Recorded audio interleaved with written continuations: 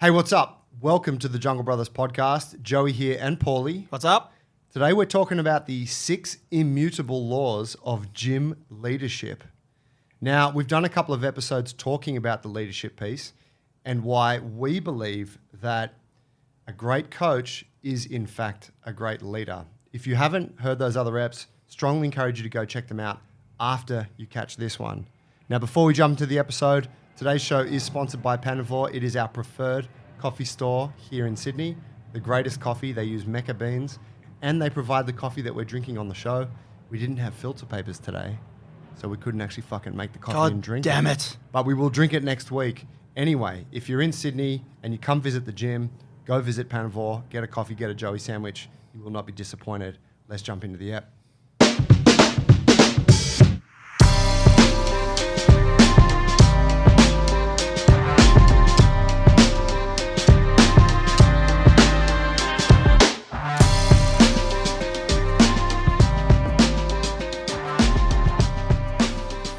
The golden rules.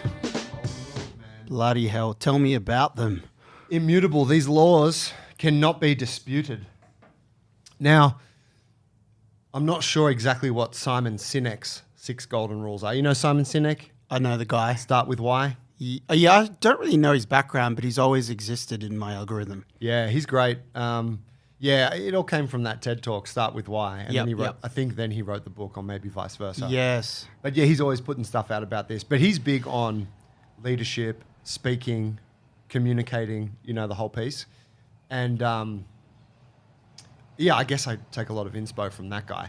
But I was sitting down thinking about this, and it's something I ponder a lot. We obviously, I make the point quite regularly that our coach certificate is in fact a leadership course masquerading as a fitness course. Mm-hmm. You know, it's about the training and the programming and all that stuff. But really, we're trying to build strong leaders, people who are confident, can communicate well, can relate to the people that they're working with, and can carry that relation through to their interactions with them, but the way they program for them, their movement selection, like all of those things, right? Yep.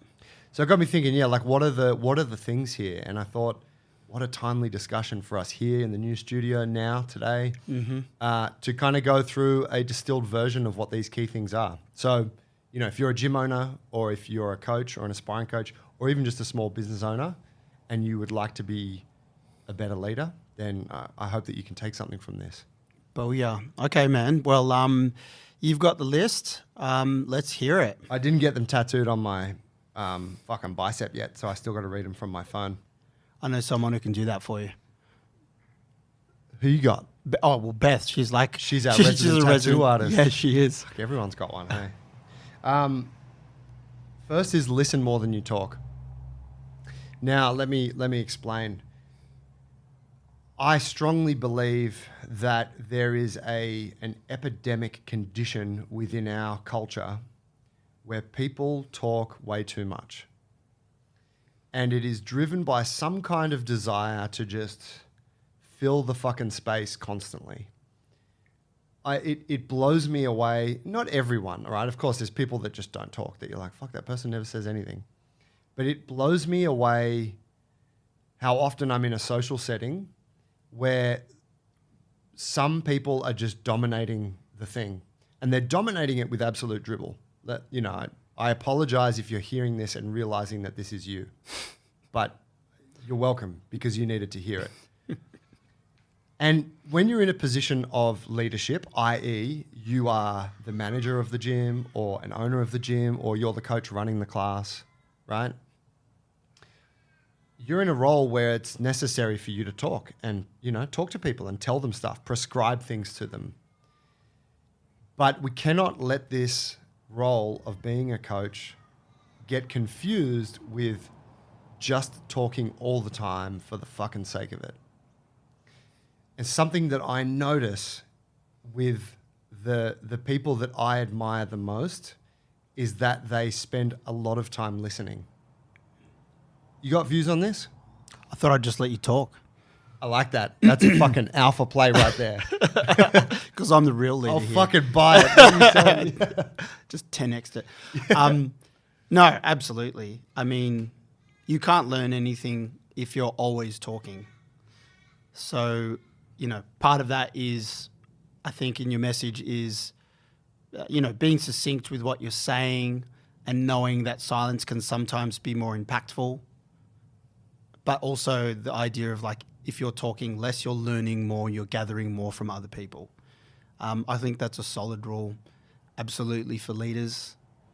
I definitely recognize that issue. I think it probably comes with the rising anxiety in general. People are trying to fill the space because we stopped smoking cigarettes, which used to fucking be the thing that you'd do when you didn't know what to talk about. Yep. You just fucking light one up, play a game of pool.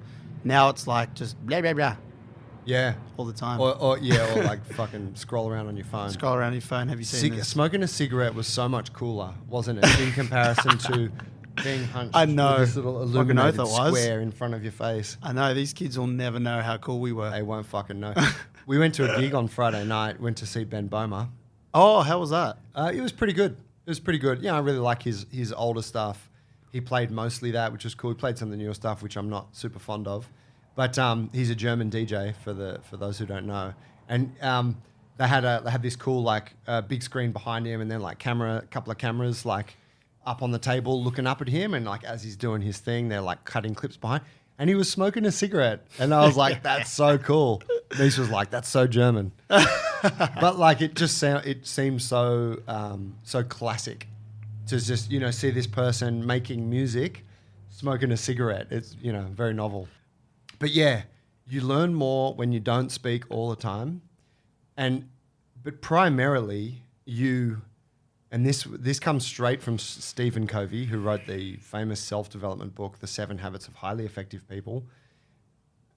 Seek to understand before being understood, which is that so many people will jump into a response or an explanation before they even understand what it is that is being asked of them. And I fucking hate it when people do this. And they come back at you with something, and you're like, that is not what I said. I know something about that, and I can show you because I'll just let you know everything that I kind of know about it. Yeah. And it's just like, but it's a response to a question that was not asked. And you're like, you don't understand what I said. So what you should have said is, sorry, could you clarify what you said? Yeah. Or I don't quite get your point. But instead you came back with something, and now I just think you're an idiot, and where do we go from here? But, so if you're in that position of leadership, people are presenting things for you, they're looking for solutions, like let them talk, get to the heart of the thing, and then offer your advice. I think that is so often overlooked.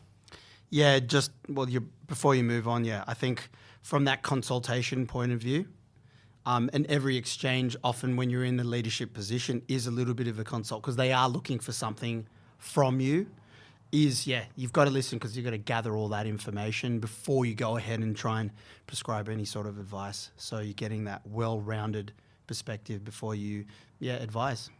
Too, just thinking another layer on that, often when someone has an issue and you hear them out and then you hear them out some more and then you're like, tell me more about that. Tell me, oh, that sounds fucked. What happened? And then they tell you the whole thing, the problem gets resolved. Yep. Right? You don't even need to offer a fucking thing. Mm-hmm. So, yeah, take what you will from that, listeners. And I have to refer to my notes here. I apologize. I'm looking at my phone. Don't be a robot, i.e. show empathy.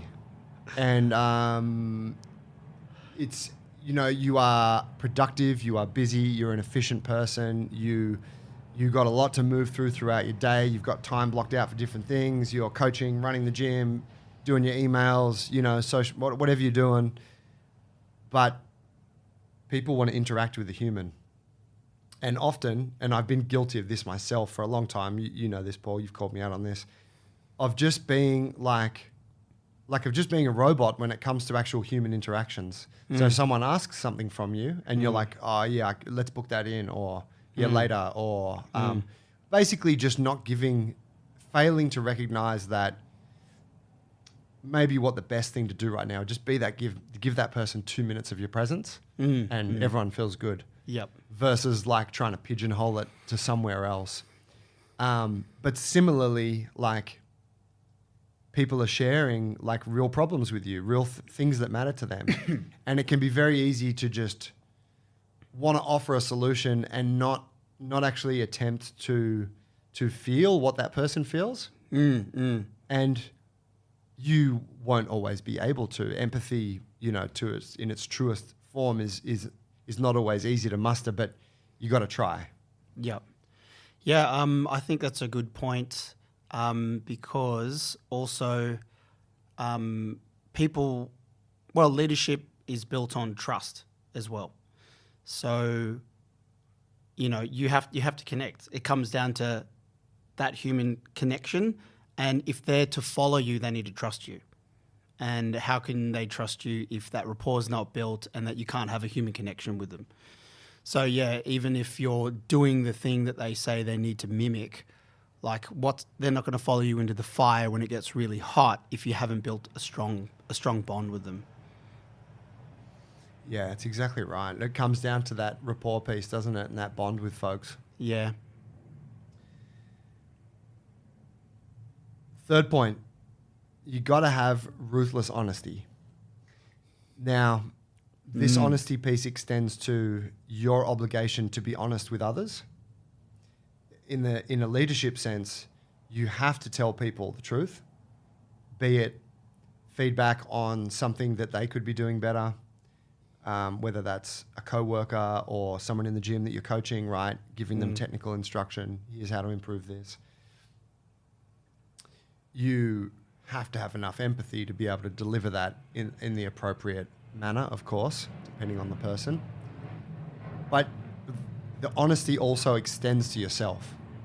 And I think that this is kind of going into the ability to reflect on your behaviors and your biases and your thought patterns and adapt based on what you observe.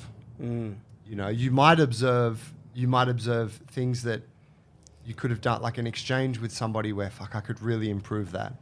Yep. If I'm honest with myself, I don't think I did the best job of that. Yep.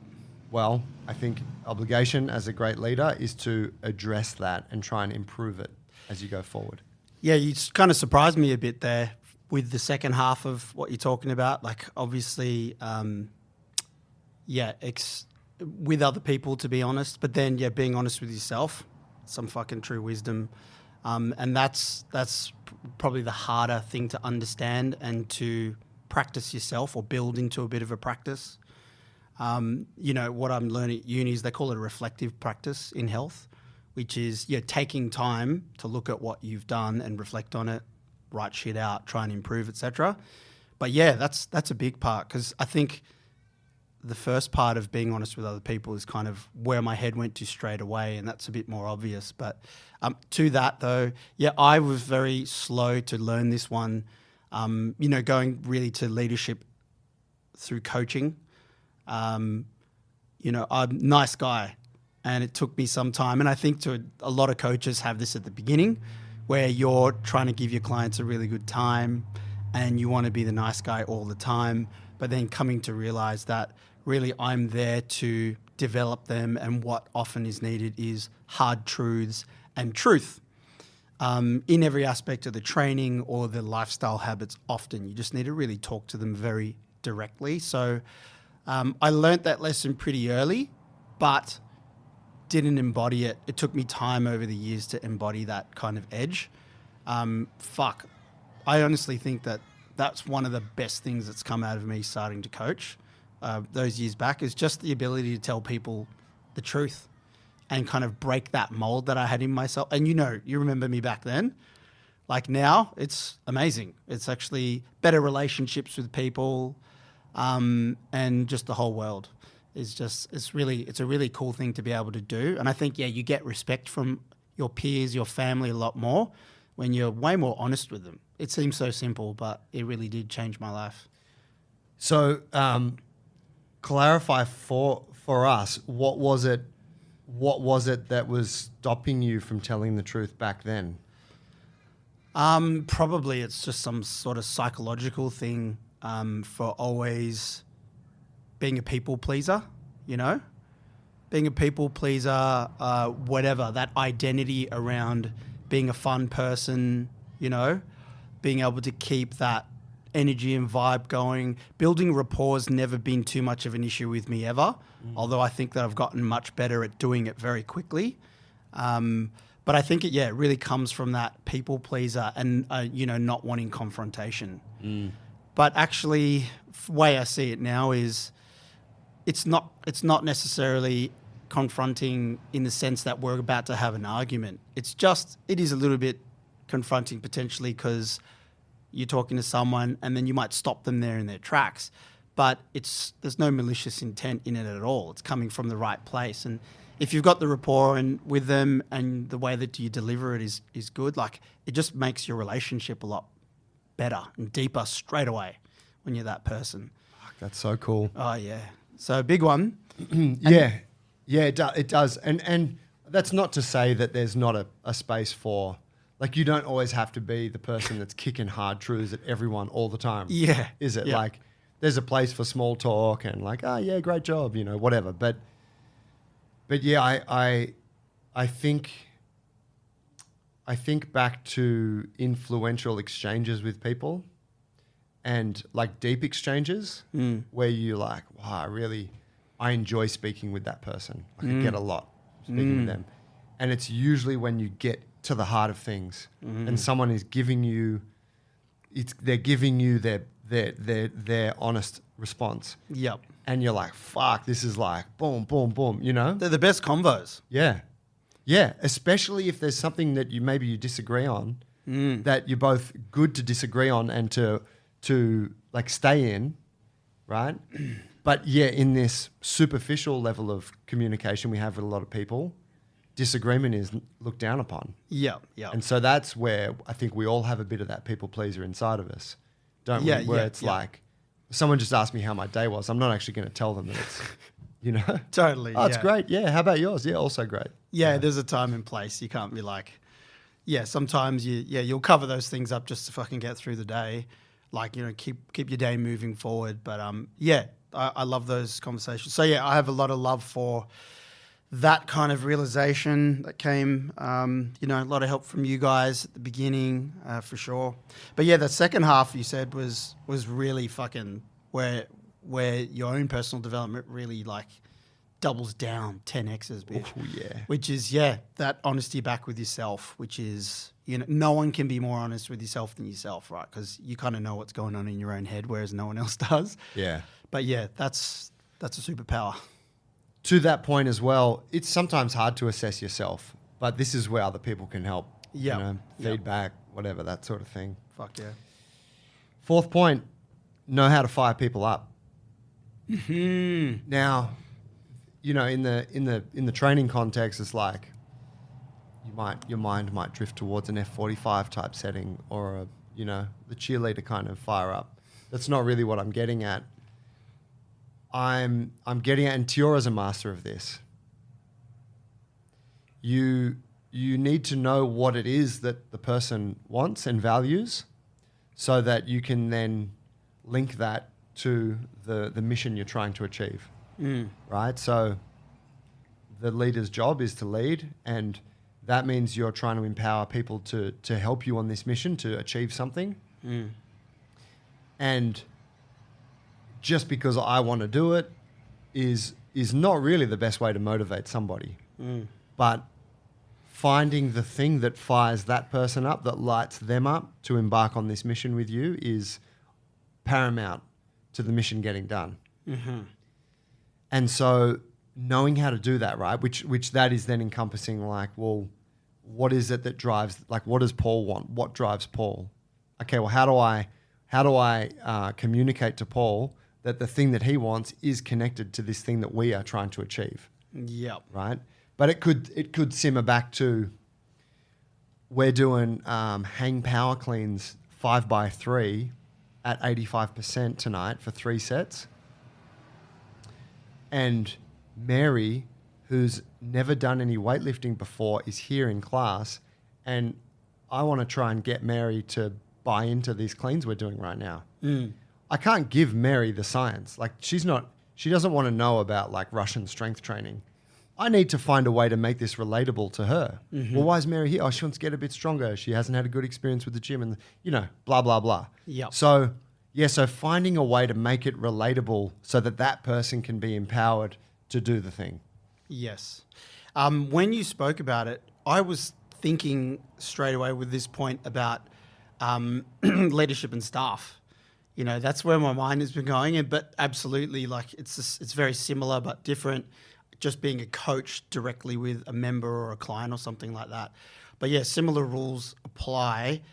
Just a bit of a different art form on the floor, trying to get someone kind of aligned and fired up, within a piece of a workout that goes for 15 minutes versus, staff members inside your gym and stuff like that. What are my thoughts on the staff bit?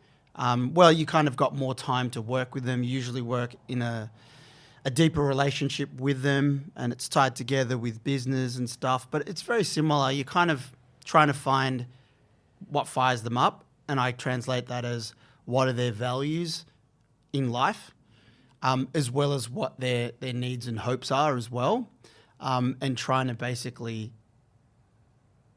build a pathway for them to get there. One thing that T does, and I didn't realize that I did that as well. And kind of when I had the realization, now I do it kind of more intentionally, which is I just build a storyline for people. Because that's the way that my brain works, is I just build a storyline, and fucking we love movies. It's just the protagonist in the movie. Yeah. And it's whatever movies that they like. And you're just they're in the movie and they're the action hero, whatever that is. That story you told at the coaches a couple of years ago about the kid who gets into the film industry. Yeah. That was a great story, by the way. Was it? Yeah, cool. Because you were like, I'm going to talk to these guys about being a business owner. Yep. And systems. Yes. Which is kind of dry as a topic, but you wove it into this story about what you observed of young people coming into the film industry with all these hopes and dreams to be a film professional. I love that. Yep. Yeah. Yeah, stories inspire.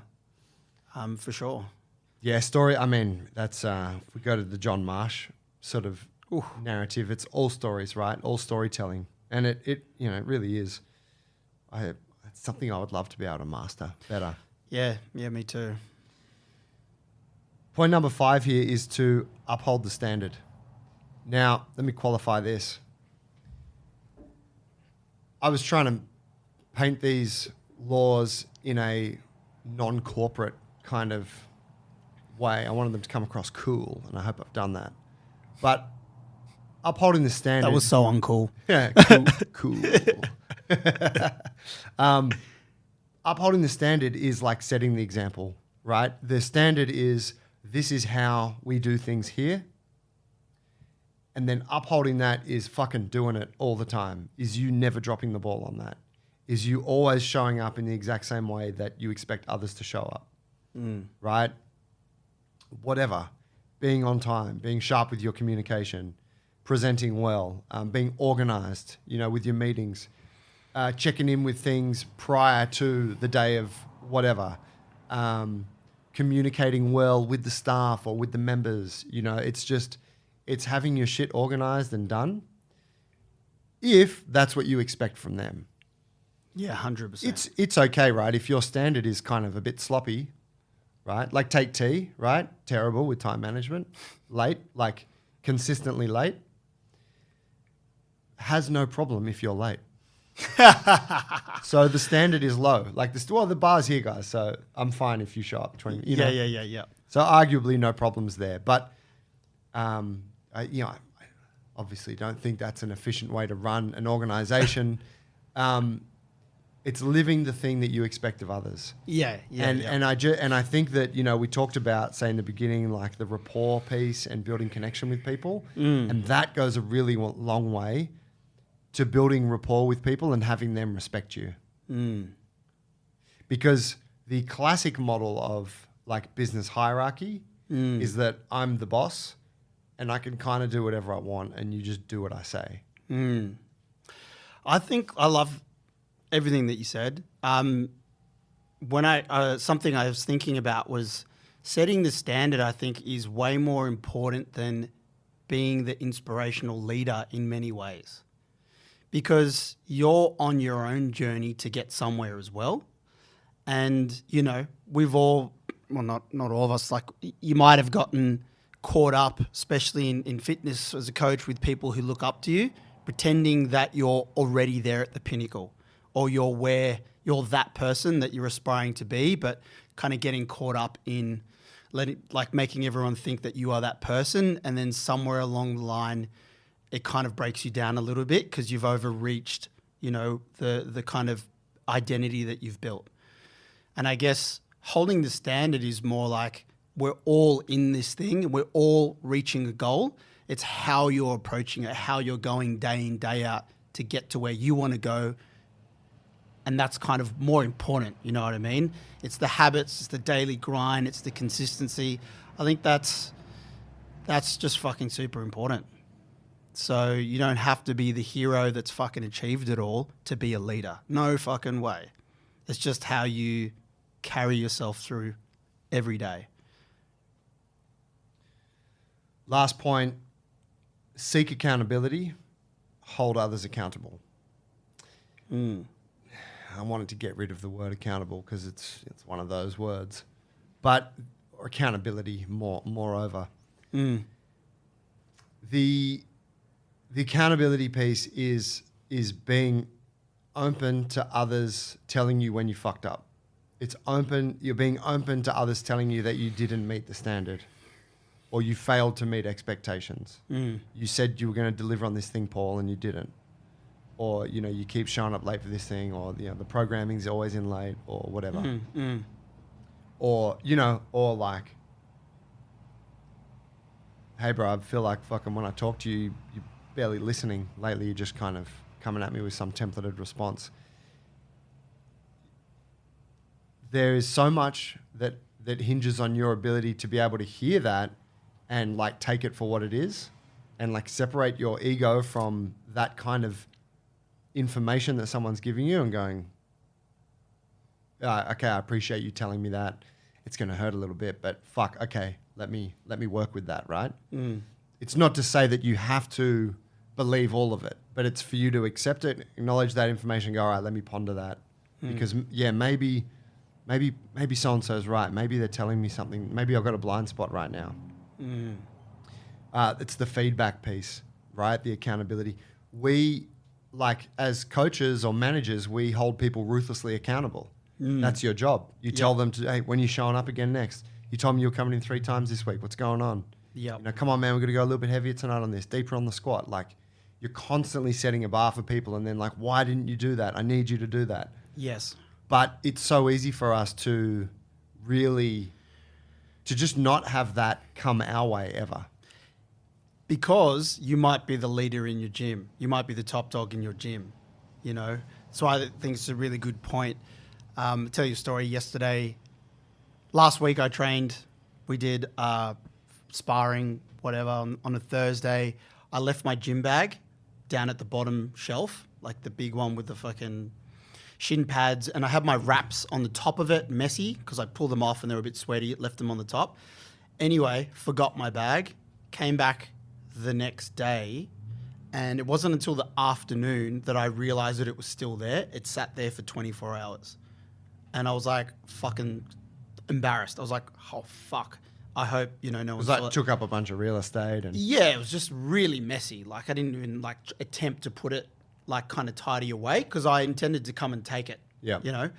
Anyway, I was just thinking about that, plus a couple of other little bits I've noticed around the office. I've had a bit of a busy couple of weeks with uni and stuff and school holidays, so everyone's been catching me a break a little bit with it.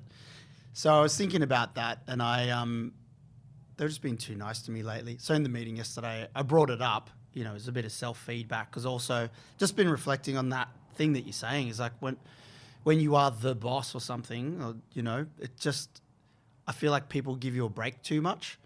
And so I brought it up and said, hey, my bag was there for 24 hours. I mean, firstly, you guys should have spotted that someone had their shit around. and that you should be cleaning that up. One. Fucking everyone's getting their pay docked. That's right. Exactly. Like, it's your fault. And two, it was like, there was a bit of feedback for myself that I forgot it. But yeah, the other thing was like, guys, I don't want you to give me any special treatment for this shit. If you saw it as mine, just check your own personal bias, because you might not be thinking about it, but you kind of let me get away without even knowing about it because I'm the guy. And I said, I want you to just think about any exchange that you have with me, because I do find them, people are like, hey, yo, you do what you want. Nah, you know. And Hey, boss man. Hey, you know, that type of stuff. Yeah. And that'll make someone weak over time. I don't want that. Great point. Yeah. So, and I think this point is important because often you are in a leadership role and you will get the blind spots more than other people because there's no one above you necessarily. Second part to that is get someone that's above you or beside you, but just someone that is your actual accountability person, whether it's a coach or a mentor, whatever that might be. Yeah, that's right. Can be outside of your business environment. Yep. Yeah, that's that thing. That's that fucking line. Like when you're the whatever smartest person in the room, it's time to go to a new room or some shit. Exactly. But yeah, absolutely. And I mean, and we've podcasted on this. We don't have to go deep now, but the feedback piece that exists within our coaches meeting, our staff meeting, is really designed for that, isn't it? And it's kind of, it's very clearly stated, though not necessarily acted upon, that nobody is immune to feedback. Yeah. So you can say shit to the boss. You were always brilliant at it within the staff space when you were more actively coaching and stuff, because your coaching and your leadership was always like this, very much setting the standard. You'd always ask for feedback. You were like super active with asking for feedback. And that's something that, it's not always done. So, when I brought it up, I thought of that back in the day. And then, it does get a lot of, like from a leadership perspective, I think I gained a lot of respect in that exchange. And I also set a tone for that. Hey, reminding you guys, ask for feedback here, etc. So very nice. Yeah. And then, the second half of that was holding others accountable. Yep. And so that's putting your hand up and going, hey, bro, can I give you some feedback, or can I tell you where I think you could have done a better job? We had an event on the weekend. Can I tell you how I think we could have done a better job of that? And, assuming that your counterpart is in line with, enjoying being held accountable, it should be a very easy exchange. Yep. Not always the case, but it's your obligation to offer that for other people. And I think that could be at odds with like not being a robot and showing empathy, like one of the, the second law or whatever. But it's like you have to find ways that are appropriate to communicate in that way with the person you're speaking to. You have to frame it in a way, like, hey, Paulie, are you open to some feedback on X? Which immediately sets Paul up for like, oh yeah, you can tell me what you think, Ask for permission. That's right. Yeah. Yeah. Fuck, it's central to the sales process, isn't it? Yep. And ultimately, like if you're doing out of care, that's going to guide you in how you approach it. So, you genuinely care for them or for the business and you want it to improve.